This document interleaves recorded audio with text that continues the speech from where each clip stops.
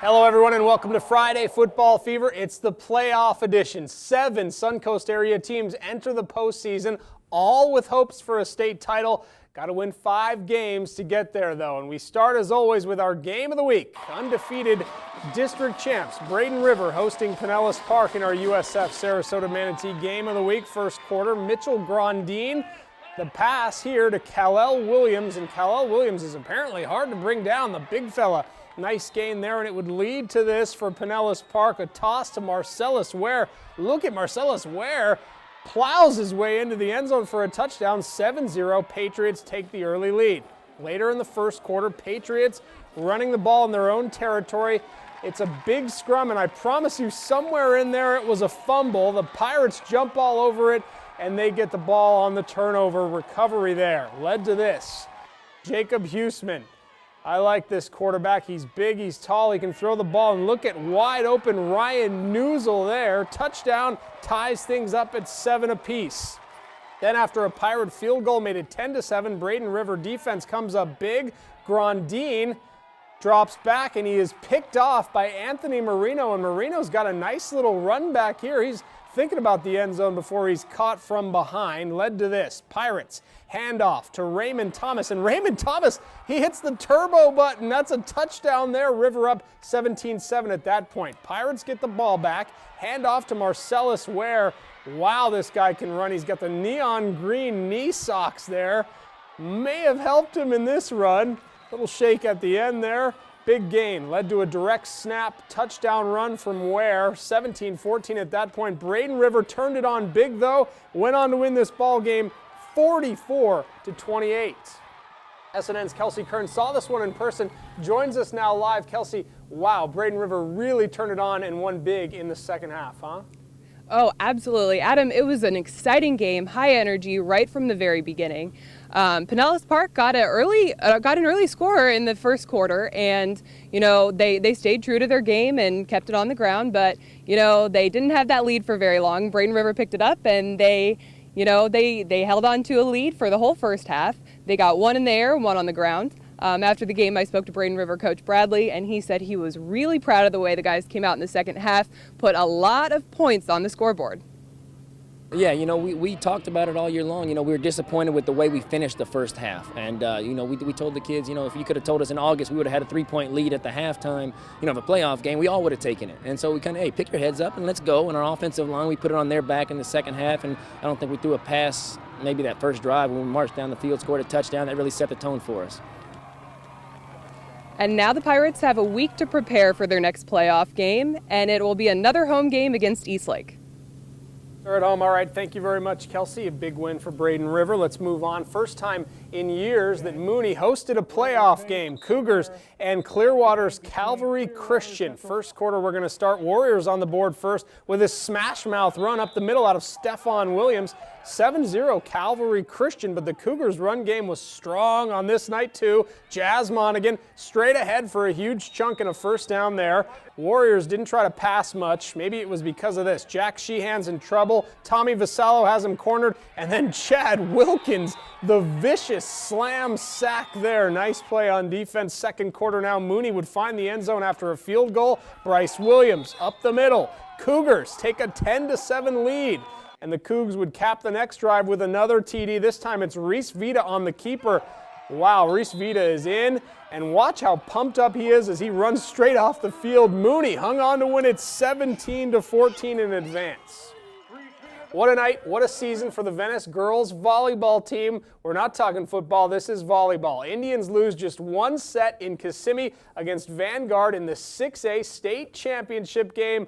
Indians win it 3-1. It's Venice's 4th state title in school history. Congratulations to the Venice Indians volleyball team. All right, we will call a quick timeout. Plenty more to come. You're watching Friday Football Fever.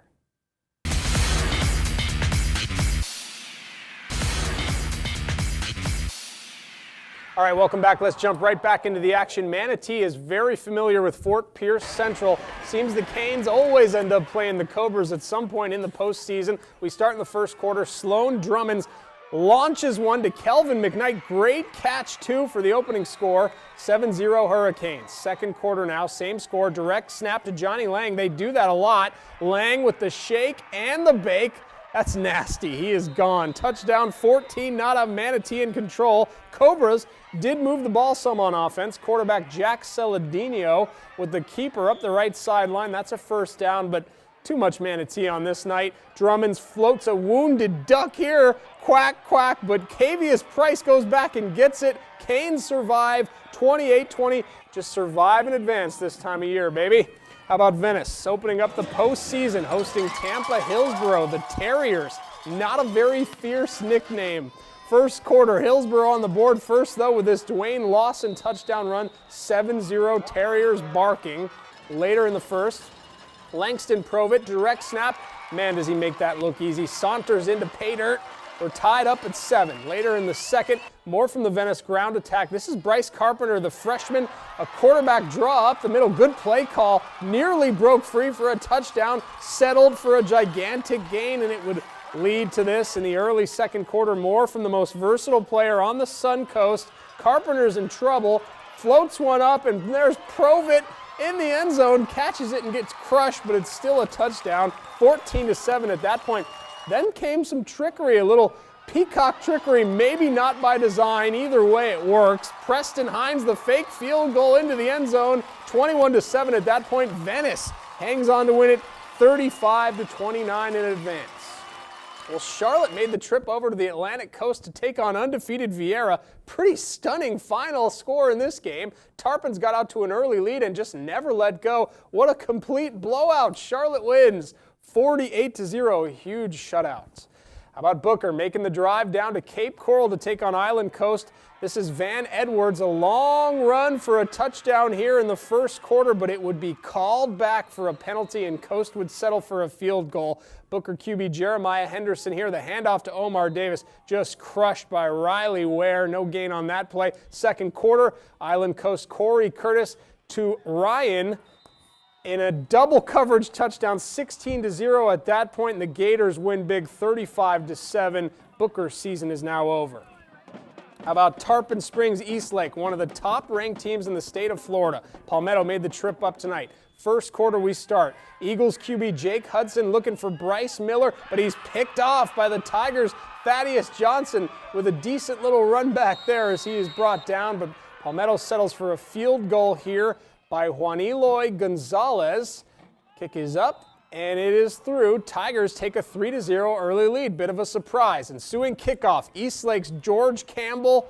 How about this for a shocker? 98 yards all the way to the end zone. It's a return. Eagles go up 7-3, and they would go on and win this ball game 24-3. Palmetto's season is now over after the loss up at Eastlake. All right, we will call a quick timeout. When we come back, we will break it all down with Doug Miles and talk about who is moving on and where they will play. You're watching Friday Football Fever.